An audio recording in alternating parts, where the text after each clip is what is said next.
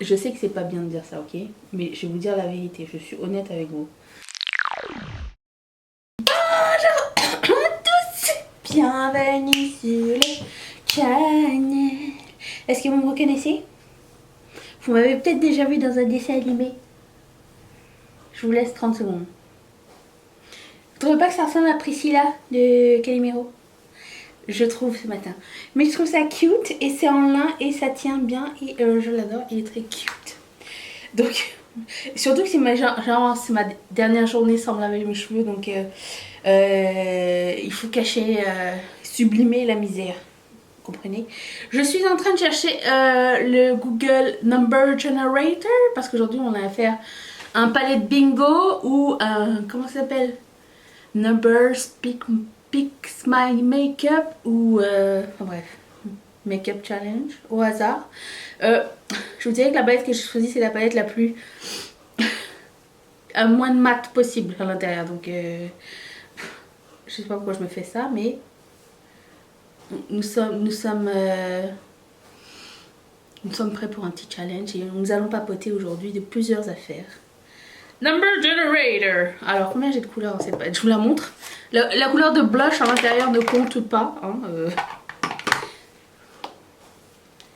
c'est la palette la plus WTF de l'univers. Alors il y en a 1, 2, 3, 4, 5, 6, 7, 8, 9, 10, 11, 12, 13, 14, 15, 16, 17, 18, 19, 20. Ok, choisissons. Je vais commencer par 3. Si jamais je vois que les 3 ça va ensemble, je vais continuer. Mais sinon, je vais m'arrêter à 3. Attention, c'est parti. Générons. J'ai généré 12. 1, 2, 3, 4, 5, 6, 10, 11, 12. Ok. J'ai l'impression que tous mes looks sont toujours avec du bleu dedans. Mais bon, en même temps, regénérons. 16, 13, 14, 15, 16. D'accord. Je mettrai tout dans la barre d'infos si ça vous tente. Si ça vous intéresse. Hop. 15, c'était lui. Je vais mettre pas, hein. Et un autre pour voir. Ça marchait? Non. 4. Quelque chose de faisable. 4. Bon, il n'y a qu'une seule couleur mat. On va faire avec ça. 4, je pense que c'est bien déjà. Je vais commencer par appliquer ma Pluise et oh, aujourd'hui on va tester un nouveau primer. Je sais, groundbreaking. Ah, ben je vais commencer par tiens, un petit peu vous approcher, un petit peu. Vous avez vu que ma peau va bien mieux. Je sais pas qu'elle a un gros choc, elle se régénère et c'est comme si j'avais une toute nouvelle peau. Bon, il faut passer par de la galère, mais bon. Après, ça va. Je vais commencer par Netflix. On commence par Netflix juste pour se mettre dans l'ambiance. Donc on a fini 3%. Ça finit trop vite. C'était trop bien. J'ai vraiment adoré. J'ai mis un legging sur lequel je peux m'essuyer aujourd'hui. Je suis trop contente. C'était vraiment trop bien cette saison de 3%. Donc oui, 3% c'est cool. Et puis on a commencé Jessica Jones, le premier épisode. C'est la course. C'est la course en ce moment. Update maillot de bain. J'ai commandé les maillots de bain chez qui finalement? Old Navy, parce qu'en ce moment ils sont à moins 50%. Je me suis dit tiens, ça serait cool. Et puis on verra bien ce que ça va donner.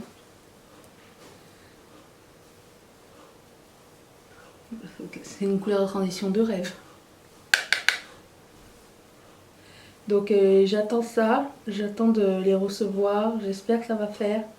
Après ça, c'est drôle parce que quand j'ai parlé de mes soucis de maillot de bain, il y a une gentille petite Aurélie qui m'a écrit pour me dire qu'elle avait plein de maillots de bain qui étaient devenus trop grands pour elle que si je les voulais, elle pouvait me les envoyer. Et si ça, c'est pas la communauté de rêve que vous êtes. Ça, et quand j'ai parlé de ma lampe perdue, la lampe que je n'aurai plus jamais, il y a une gentille personne parmi vous qui m'a dit mais tu pourrais demander à ta communauté, voir s'il y a personne qui sait où est-ce que tu pourrais la retrouver. Mais ça là, ça me prouve que je fais la bonne affaire.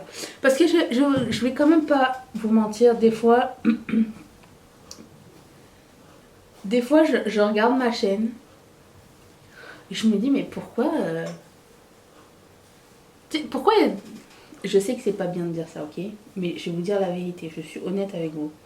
Pourquoi il y a des gens qui méritent moins et qui ont plus? Genre des gens qui publient pas souvent ou qui ont du contenu de qualité moyenne ou mouton. Je sais que c'est pas bien de le dire, je sais que c'est pas... En même temps, tout le monde le pense, hein.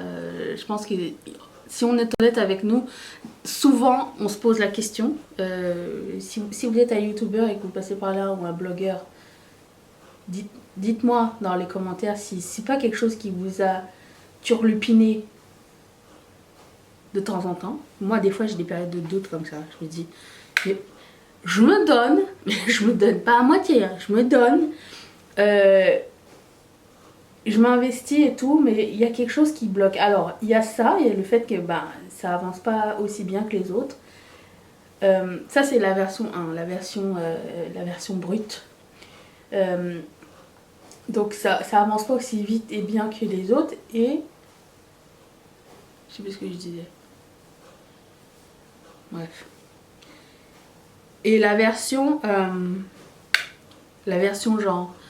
je rationalise tout, c'est que j'ai quand même la meilleure communauté du monde, qu'on est 5800, que vous êtes toutes des bonnes âmes, des gens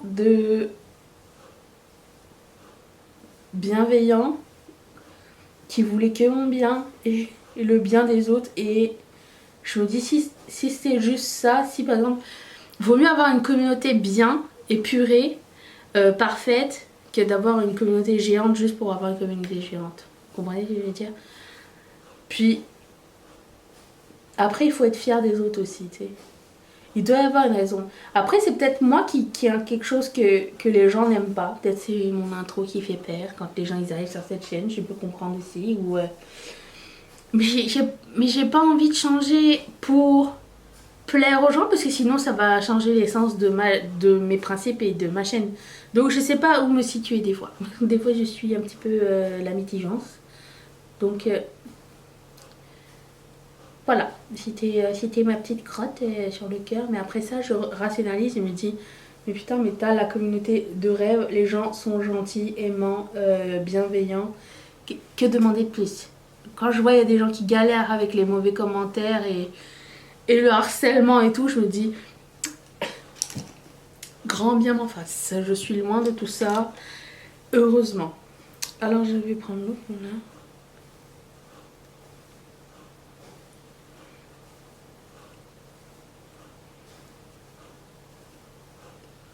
Ça va bien ça. Voilà, c'était mon petit moment. Des fois je doute. Des fois j'ai peur de ce qui va m'arriver, de ce qui va arriver à la chaîne. Après je me dis, quand mes amis me parlent comme ça, puis je leur dis mais fais ce que t'aimes, et si tu fais ce que t'aimes, les gens vont aimer. C'est pas une réalité. Je peux vous dire, des fois j'ai des choses que j'ai envie de faire, je vois que ça nuit à la chaîne, plus que ça apporte. Et des fois ça me fait chier parce que, vous vous rappelez une semaine une palette, comment c'était trop bien? J'aimais bien ça, ou alors peut-être un jour faudrait que je change le titre ou quelque chose, tu vois.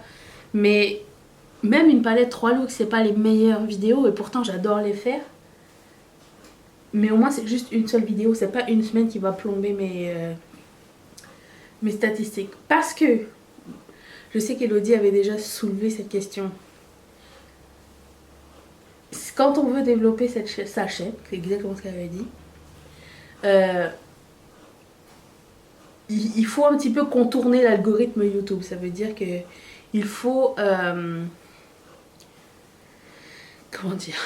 Il faut avoir une stratégie. Une stratégie Dans le sens où faire les vidéos qui marchent le mieux, essayer un petit peu ce qui fonctionne, ce que vous avez envie d'essayer, mais quand même revenir à l'essence de la chaîne, l'essence de ce qui fait qu'elle fonctionne. Sinon, elle ne fonctionnera pas.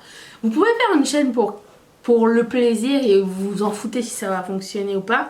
Mais quand ton objectif c'est de vivre de ta chaîne, ça commence à être compliqué. Quand ton objectif c'est de passer un message, ça commence à devenir compliqué s'il n'y a personne pour écouter ton message. Donc voilà où j'en suis, voilà ce que... Des fois, tu sais, je regarde des vidéos genre les stratégies pour avoir plus d'abonnés, nanani, nanana. Puis tu sais, ils disent toujours YouTube est un moteur de recherche. Donc il suffit d'avoir les mots-clés, les machins, les ceci. Prenez les vidéos, faites les vidéos sur... Parce qu'en fait, vous avez accès dans vos... C'est technique. Vous avez accès dans vos... dans votre profil, quand vous êtes youtubeur, à une... toutes les analyses en fait des statistiques de votre chaîne, et vous pouvez trouver les mots-clés avec lesquels les gens vous cherchent le plus. Vous trouvent en fait. Donc l'idéal c'est de prendre le top 10 des mots-clés et de faire des vidéos avec ça. Sauf que par exemple, moi le mot-clé qui revient souvent c'est, admettons, Make-up Révolution. Je vois que quand je fais des trucs sur Make-up Révolution, il y a beaucoup de gens qui arrivent sur ma chaîne. Pas forcément qui s'abonnent, mais qui arrivent sur la chaîne. Le problème est que je n'aime pas autant Make-up Révolution que Colourpop. Et pourtant Colourpop, c'est pas la marque qui fait que les gens arrivent sur ma chaîne. Vraiment pas. Mais je veux continuer à faire ce que j'aime. Alors, je suis vraiment entre deux trucs, genre, est-ce que je fais ce que les gens demandent ou est-ce que je fais ce que j'ai envie de faire?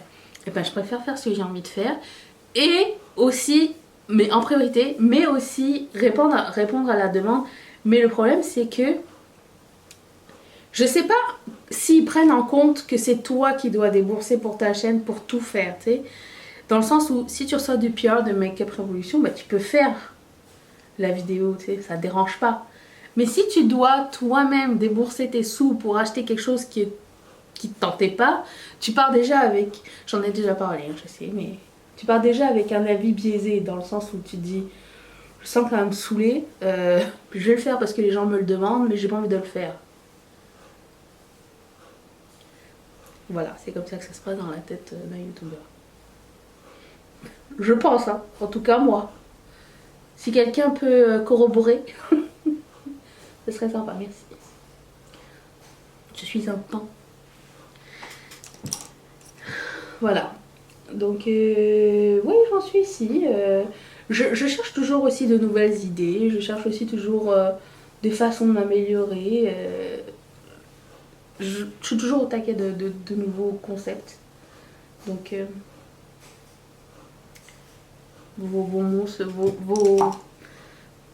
vos commentaires sont les bienvenus, toujours. Parlant de duochrome, j'avais envie de discuter avec vous d'un... Je vais pas parler de duochrome, mais vous en avez vu un. J'avais envie de soulever un petit commentaire qui m'a fait un petit peu de la peine. Pas pour moi, mais pour la personne qui l'a écrit. J'avais fait la vidéo sur genre les meilleurs duochromes selon moi. Et il y a une gentille personne parmi vous qui m'a dit: malheureusement je ne peux pas porter de duochrome, c'est plus de mon âge. Alors, je peux comprendre que... parce que j'en ai discuté avec mes copines après. J'ai une copine qui approche la cinquantaine, donc j'en ai discuté avec elle, parce qu'elle aussi des fois elle a le même avis, des fois, pas tout le temps.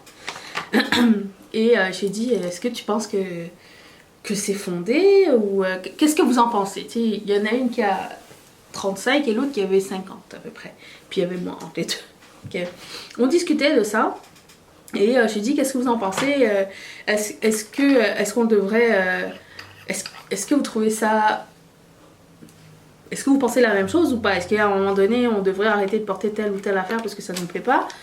Bien sûr que ma réponse est non. Donc mais je voulais savoir ce que les gens pensent. Est-ce que vous êtes d'accord ou pas?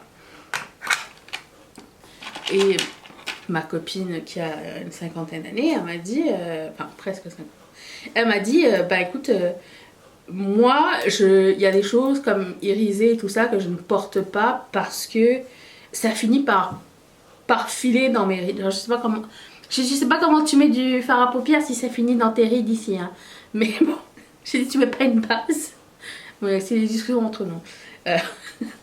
Elle dit ça finit par filer et c'est moche au cours de la journée et tout.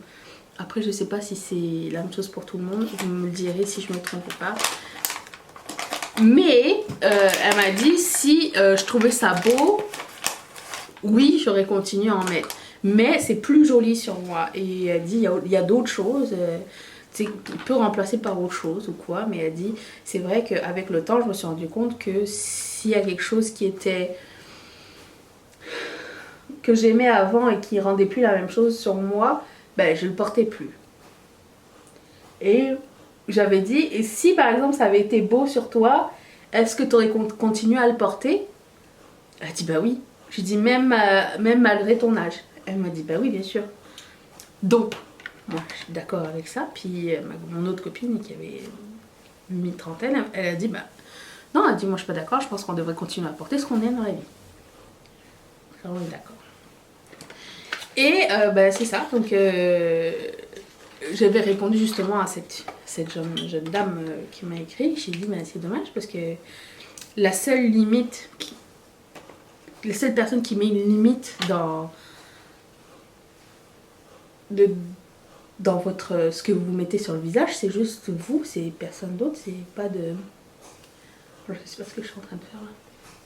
Il y a personne d'autre qui va choisir ce que vous mettez sur le visage. Alors, est-ce que c'est une question de goût ou une question de peur de la société ou je ne sais pas. J'ai laissé ça comme ça et j'espère que c'est juste une question de goût, mais qu'il n'y a personne qui va vous arrêter de mettre ce que vous avez envie de mettre sur votre visage. C'est quand même triste de devoir... Mais je comprends la pression sociale. Alors là, ça, je comprends complètement. Quand j'avais été en France, des fois, je me disais, ouh là là, j'ai juste envie d'être transparente. Laissez-moi tranquille. Je ne veux emmerder personne. Je ne veux pas me faire remarquer. Après, j'en avais parlé aussi avec vous quand je vous ai rencontré. Oh, c'est beau ça. Oh. I'm a glowing angel. Quand je vous avais rencontré en France, je vous avais parlé parce que quand je suis dans un pays, quoi de mieux pour regarder le pouls d'un pays que de regarder la télé? Genre, qu'est-ce qu'on nous balance à la télé pour savoir? Je sais pas si j'en avais déjà parlé sur cette chaîne. Je sais que j'en ai déjà parlé à quelques personnes parmi vous. J'ai vu, quand j'avais été en France, que dans les publicités, admettons, que c'est bientôt fini. La femme, elle avait toujours le même rôle de maman aimante, de garde-malade pour son mari. Ça m'avait choquée un peu, dans le sens où je me dis, il n'y a rien qui a avancé ou quoi? Où est-ce que nous sommes rendus dans cette société? Les femmes ont toujours le même rôle de garde-malade, la meuf qui fait à manger, c'est ça? Si ça avait été ici, ça aurait été vraiment différent, je peux vous le dire. Le Québec est rendu beaucoup plus loin avec ça. Parfois, peut-être, des fois, je me demande... Des fois, on n'est pas un petit peu trop réactif pour certaines affaires. C'est QFD, la vidéo de la semaine dernière. Je vais la mettre là. Vous allez comprendre. Mais ça, on en discutait aussi avec les copines, c'est que en France, au Canada, les garçons d'aujourd'hui, de ceux qui ont entre la trentaine et la quarantaine, ont été élevés par les femmes fortes de l'époque du Québec, celles qui se battaient, celles qui se battaient pour leurs droits et tout ça. Donc, ce qui fait que ça a rendu les hommes d'aujourd'hui personne beaucoup plus respectueuse. Je généralise. Et beaucoup plus... comment dire, à l'écoute de la femme, quand je généralise. Je mettais ce primer avec le fond de teint là, de Anastasia Beverly. C'est une catastrophe. À la fin de la journée, j'ai le visage hyper trop sec. C'est pour ça que j'essaye l'autre. Mais ça, avec l'Anastasia Beverly, ça ne marche pas du tout. Pourtant, c'est une texture un peu... comment dire, un peu grasse, juste à la texture, mais c'est pas gras sur le visage, c'est siliconé et c'est adhérent et lissant. Mais je pense que ça va être mieux avec un fond de teint liquide. Donc, est-ce que j'en étais? Oui, le statut de la femme en France était... Tu sais, je comprends qu'il y a encore des gens, il y en aura toujours, hein, on n'est pas encore rendu égal à égal, c'est bien loin. Mais je comprends qu'en France, il y a beaucoup de filles et de femmes qui se battent. Et quand je regarde mes copines féministes à fond, ici il y a des féministes tout le temps, hein, mais je comprends maintenant pourquoi ces gens intenses. Non pas que je veux diminuer, ce serait dur, j'ai peur de dire une connerie, ok? Je veux pas diminuer l'action des filles d'ici, absolument pas. Et les mecs, hein, parce qu'il y a des mecs féministes aussi qui existent. Bref, donc c'était ça, cette histoire de duochrome, on aura fait. On en est revenu à là. Mais c'est vrai que je vous mentirais pas, des fois quand j'étais enfant, je me dis oulala, si je pouvais passer inaperçu, je préfère. Foutez-moi la paix. Alors qu'ici, c'est pas ça du tout. C'est ici, les gens ils te font pas chier. Tu peux faire ce que tu veux. Et c'est rare qu'un mec va te mettre la main aux fesses dans le bus ou il va t'accoster. Même trop rare. Genre, même si un mec te plaît et que tu lui plais, il viendra pas te voir. Non. Il faut que tu fasses un petit peu le travail. Mais bon. Bref. Faut savoir ce qu'on veut. Il n'y a pas de bonne réponse à ce sujet. Suivant next. Est-ce que je mettrai un petit concealer aujourd'hui ou... Ah ouais, quand je mets du bleu, c'est ça que ça fait. Je voulais aussi... Ah oui, mais parlons de ma société géniale, ma société qui est vous, ma communauté. Premièrement, j'ai vu que Nabla allait sortir de nouvelles palettes. Il y a une gentille personne parmi vous, parce que je vous avais dit que ça m'avait fait chier les frais de port et les frais de douane. On m'avait dit, si ça te tente, on peut s'arranger pour que je te l'envoie. J'étais comme, ça c'est trop gentil. Du coup, j'aurais juste les frais de port à payer. Ça déjà, ça fait du bien. Donc, si ça vous dit de voir plus de Nabla, ben, je peux répondre à votre demande. Déjà, ça c'est bien. Ça me fait tellement plaisir.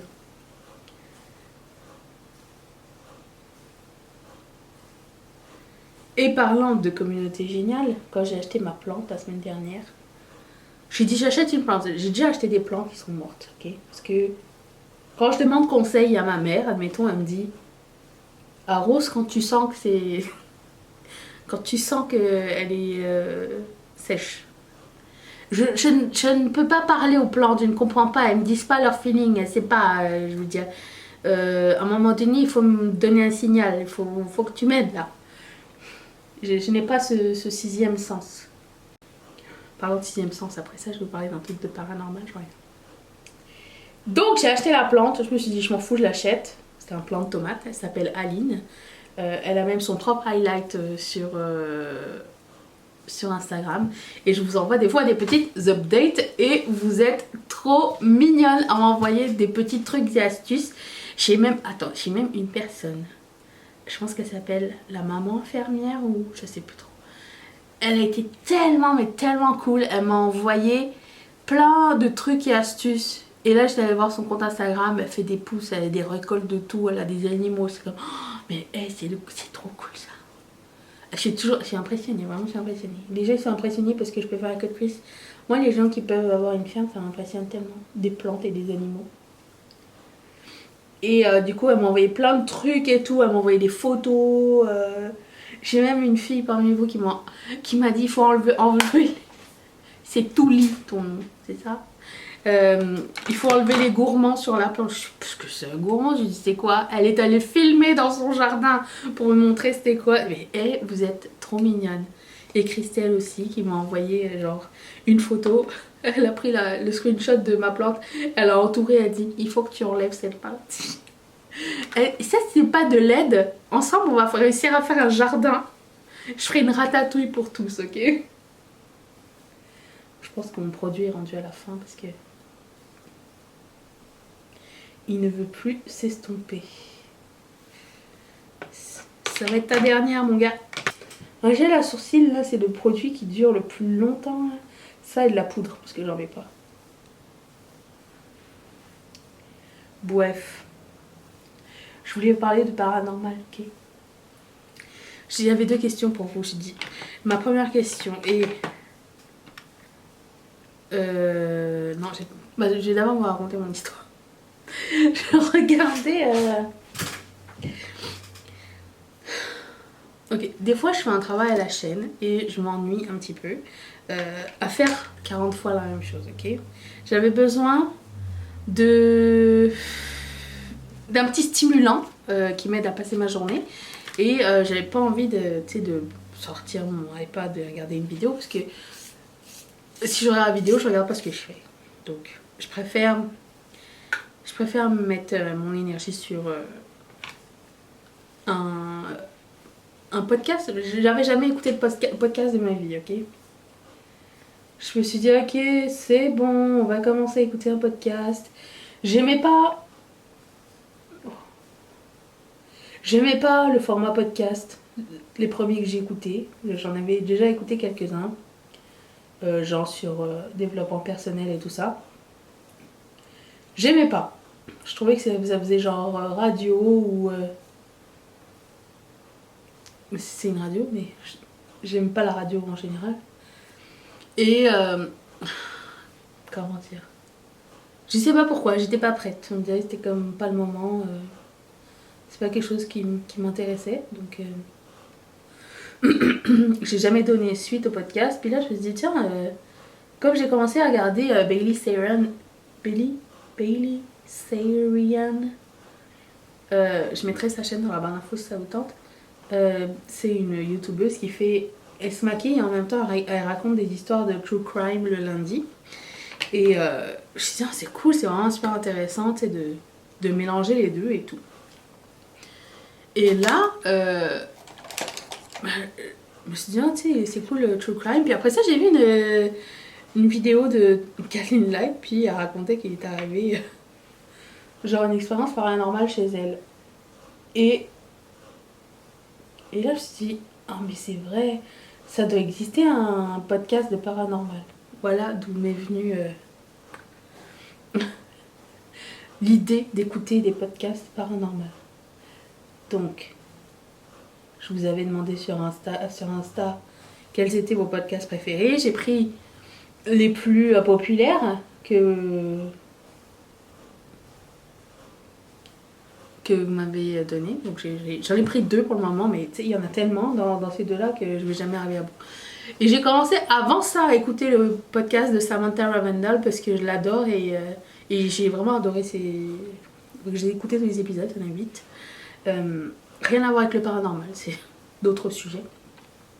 Mais c'est parce que c'est une youtubeuse que j'adore et j'aime beaucoup quand elle parle, quand elle raconte des choses, c'est drôle.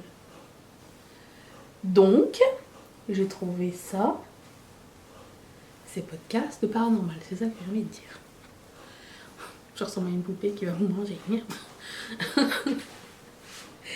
Et là, quand je vous avais demandé sur Instagram quels étaient les podcasts que vous aviez, Elodie, la crocheteuse compulsive, mon amie, m'a écrit « J'ai pas d'idée de podcast, mais si jamais tu as besoin d'histoire, j'en ai à te raconter. » Et là, je me suis dit, tiens, si je vous racontais une histoire qui m'est arrivée aujourd'hui. Et Premièrement, j'aimerais savoir est-ce que vous y croyez ou vous y croyez pas. Moi, ça me fait vraiment flipper. Je vous dis, je vous mens pas. Mes premières journées après avoir écouté le podcast, j'étais pas bien. Y croyez-vous pas? Et deuxièmement, est-ce que ça vous tenterait que des fois je fasse des make-up et je raconte vos histoires? Genre, si vous m'envoyez par email et que je lise vos histoires en ligne pendant que je me maquille, est-ce que ça vous dirait ou pas? En attendant, vous pouvez répondre dans les commentaires. Mais en attendant, je vais vous raconter ma première expérience de paranormal. Il m'en est arrivé 2. Si vous voulez la deuxième, je pourrais vous la raconter la prochaine fois. Vous me le direz. C'est vraiment juste un fil comme ça pour ça. Ma première expérience de paranormal s'est passée à Chartres. C'est une ville qui fait peur. Ok. Non, j'habitais à l'époque avec mon ex et je pense... Non, on n'était pas encore séparés. Mais on dormait pas dans le même lit parce que moi je travaillais de nuit et... Enfin, je créais des bijoux et je faisais ça de nuit. Et lui, il avait un travail de bureau, donc il n'avait pas le temps de me voir niaiser là. Fait que je le laissais dormir. Puis je dormais quand j'avais sommeil au cours de la nuit. Tu sais, ça servait à rien que je rentre au lit puis que je le réveille. C'était une entente comme ça entre eux.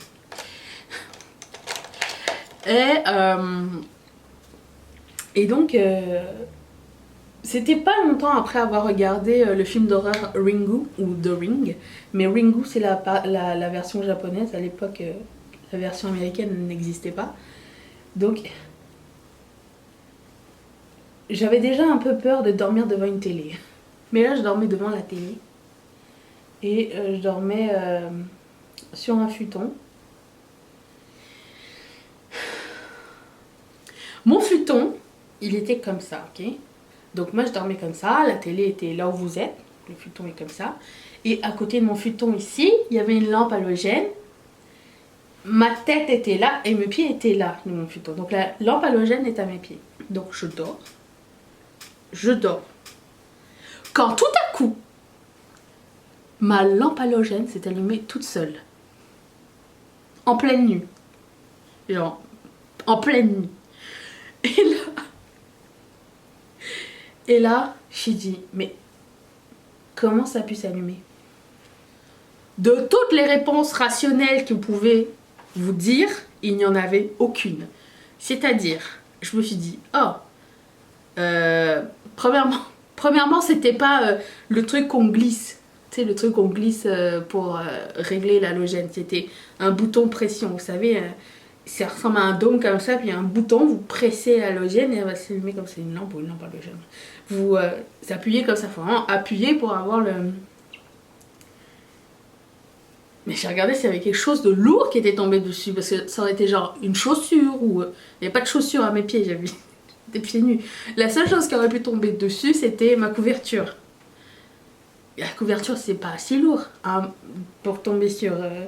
un halogène et l'allumer. Déjà, elle n'était pas tombée, elle pendait juste en bas de mes pieds, mais impossible d'allumer avec ça, c'est impossible. Essayez d'allumer une lampe pressoir avec un bout de couverture, ça ne marche pas.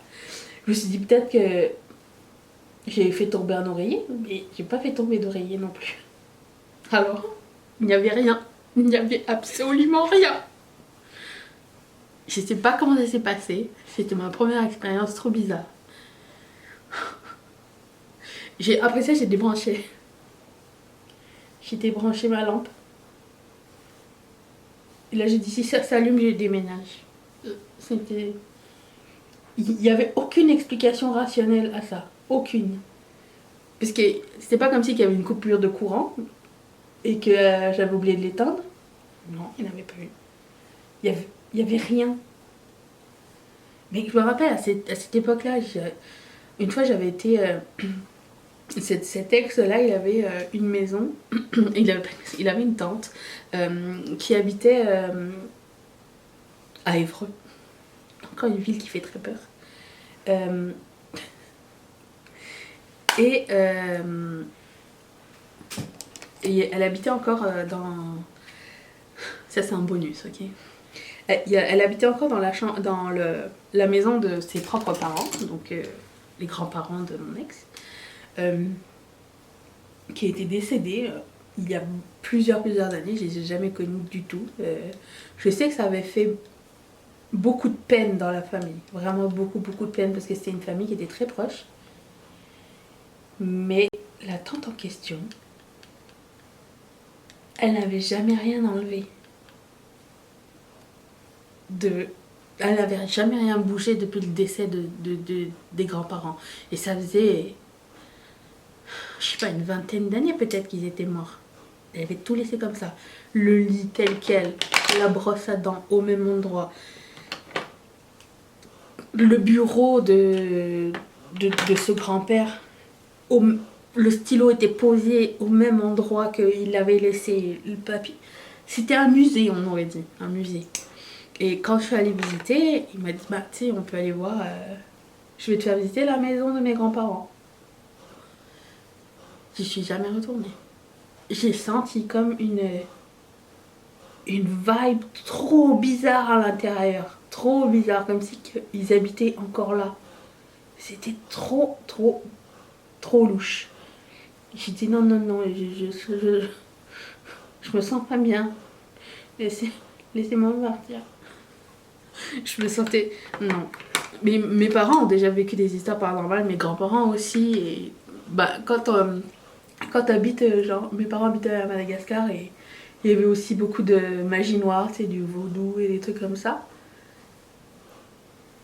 Et du coup, bah, si ça vous dit que je vous en raconte,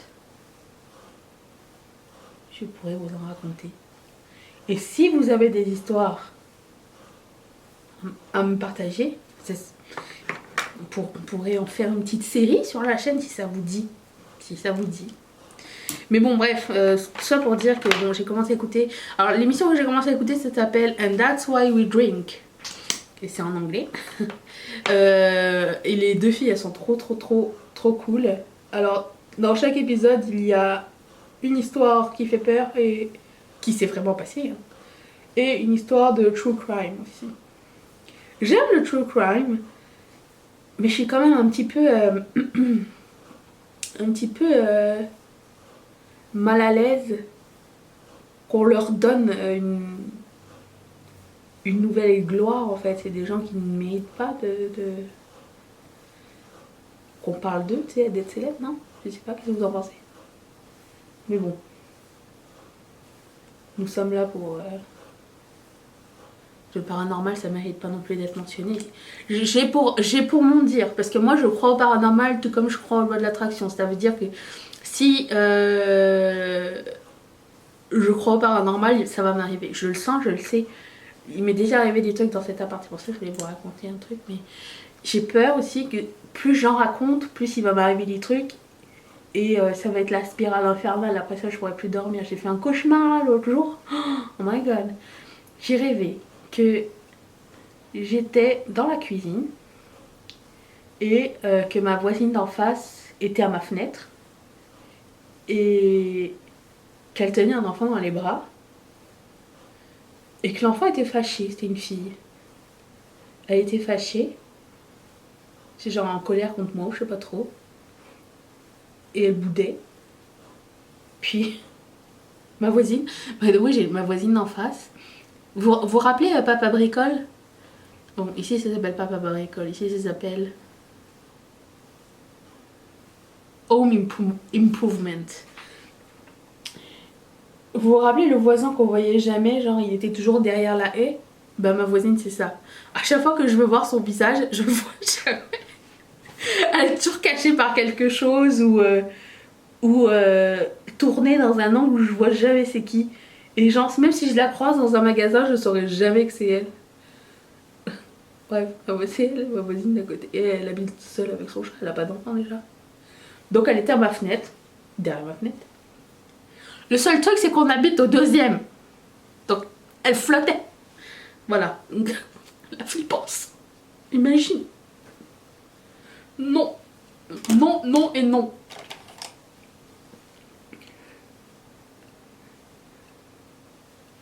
Voilà, donc je voulais vous raconter ces petites histoires-là. Je me suis dit, oh, on est tous toujours intrigués par le paranormal. Je me demande si à Montréal, il y a des trucs, des maisons hantées à visiter. Genre des vraies, là, pas la maison hantée d'Halloween. D'accord. Je sais pas, j'ai jamais fait de recherche. Ça m'a toujours fait trop peur. Parce que je sais que genre, il existe encore plein de maisons hantées que vous pouvez visiter. Qui va faire ça? Est-ce que vous en avez déjà visité? Oh, moi j'aurais trop peur. Trop peur. Genre il y a des musées où vous pouvez aller voir les poupées hantées là aussi là. Oh my god. Je sais pas. Je pense qu'il y a été genre... L'autre fois j'en parlais avec une de mes collègues d'un truc. Tu sais, j'étais en train de lui raconter exactement ce que je suis en train de vous raconter. Et mon téléphone s'est mis à vibrer. J'ai sauté. J'ai fait comme non. Je vais mourir d'une crise cardiaque. Je pense que c'est pas fait pour moi. Mais en même temps ça m'intrigue. Et là mes copines elles font oh tu devrais regarder The Conjuring. Non. Non et non et non. Jamais ce film. Vous êtes fous.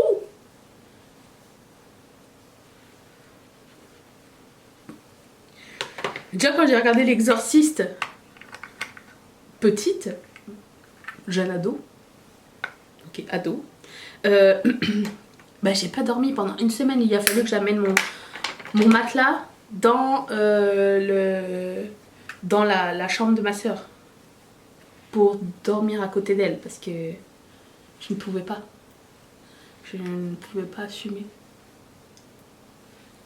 J'arrivais pas. C'est... Je sais. Laissez-moi avec mes slashers, mon fille.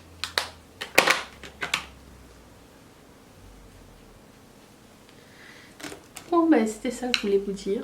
J'espère que ça vous intéresserait. J'espérais que ça vous intéresse. Et là s'il arrive un bruit bizarre chez moi, je vais faire un jump. Qu'est-ce que je mets sur ma bûche? C'est ça.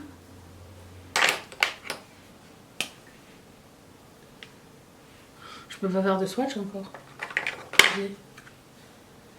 Et ma main c'est pas encore régénérée. C'est quoi la couleur? Marmelade. J'espère que vous avez passé un bon moment, j'ai hâte de savoir ce que vous en avez pensé.